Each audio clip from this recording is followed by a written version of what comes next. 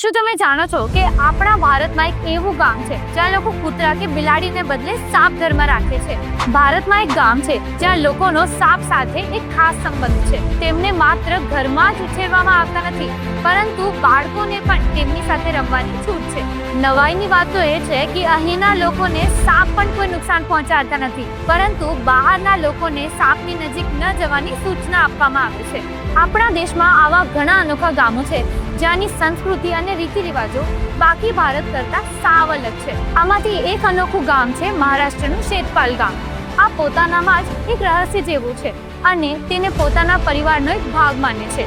શેતપાલ ગામ, જેને કોબરાનું ગામ પણ કહેવામાં આવે છે, આ ગામમાં તમને લગભગ દરેક ઘરમાં સાપ જોવા મળશે.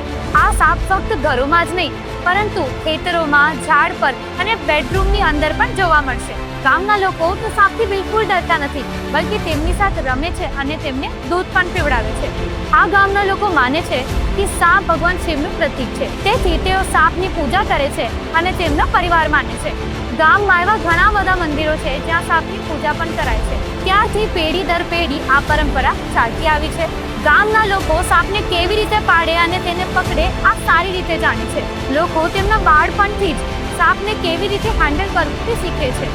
એ જાણીને તો નવાઈ લાગે છે કે આટલા બધા સાપના વચ્ચે રહેતા છતાં ગામડાના લોકો સાપ કરડવાથી ડરતા નથી. લોકો કહે છે કે સાપ તેમને ક્યારેય કરડતા નથી. તેઓ માને છે કે સાપ પણ માણસની જેમ જીવો છે અને તેઓ પણ પ્રેમ અને સન્માન ઈચ્છે છે. શેતપાલ ગામ હવે પ્રવાસીઓ માટે પણ આકર્ષણનું એક કેન્દ્ર બની ગયું છે. આ ગામને જોવા લોકો દૂર દૂરથી આવે છે.